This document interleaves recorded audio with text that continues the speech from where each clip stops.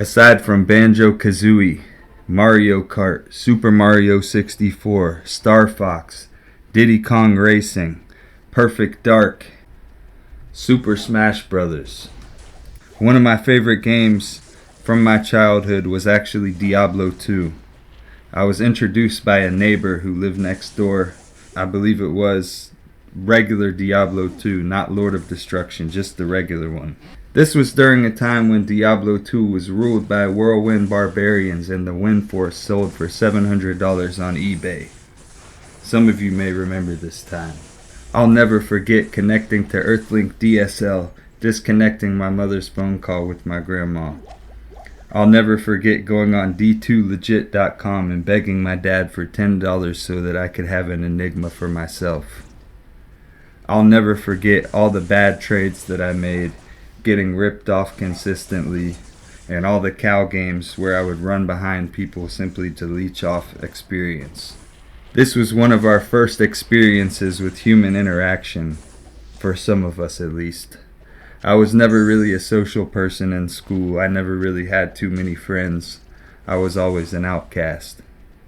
By 6th grade, I had dyed red hair, and I was put into special classes because I just didn't care. Couldn't be bothered to do my schoolwork. I slept every day throughout class. This actually eventually led to me being sent to military school and held back in the 7th grade. I remember getting a laptop solely to play Diablo 2 on and breaking it within about a year because I just simply played it too much. I think it overheated and the motherboard failed. Diablo 2 had one of the best itemization systems and brought to be the principle of RNG as we know it today in many battle royale games and other things, such as social media algorithms, such as engagement optimized matchmaking, and other business principles. Within my first playthrough, I was hooked. At first I was a whirlwind barbarian, then I was a zeal paladin.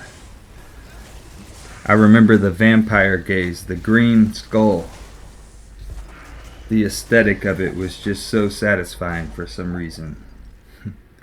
If we look at it on Resurrected, they really fucked that one up, huh? When you look at Diablo 2 Resurrected, it's funny because it looks the same way that we remember the game in our mind, especially if we haven't played it in a long time.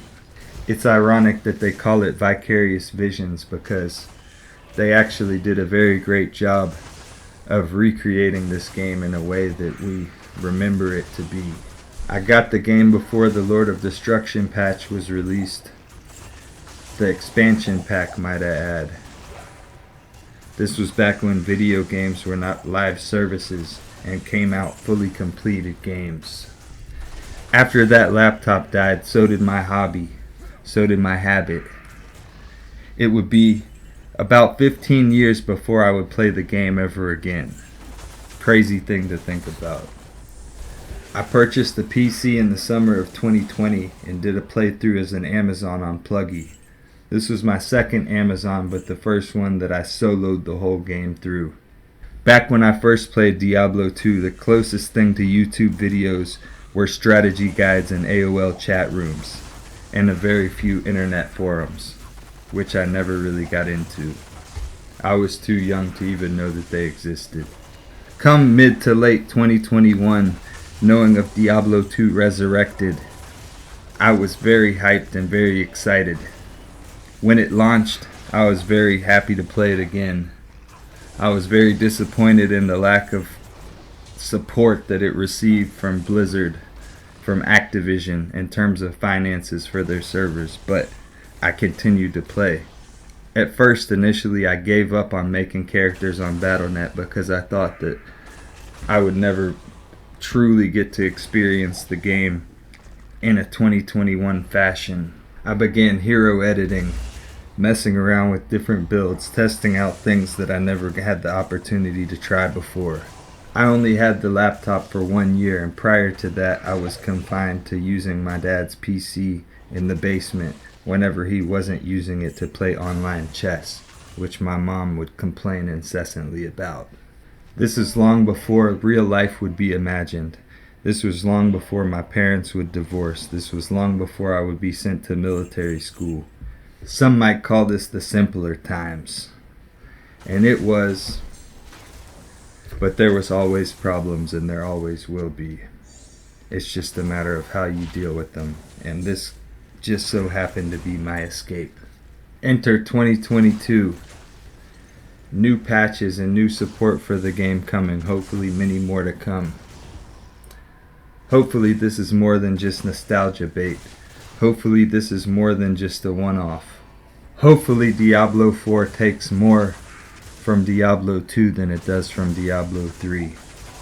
I know that there are different development teams with different design philosophies and different ideas and creative decisions. But please, take the good and not the bad from either game. Give us something that we can play for another 20 years. Give us something that new people can have memories fond of in the future that set a precedent for the games to come. Be the example, not the follower. Don't be afraid to blaze new trails without also taking into consideration the many rights and all of your strengths. Don't overlook all of the previous successes in light of trying to do something brand new. Keep the good, discard of the bad. This is all subjective, so don't get me wrong. But in the famous words of Jay-Z, men lie, women lie, numbers don't.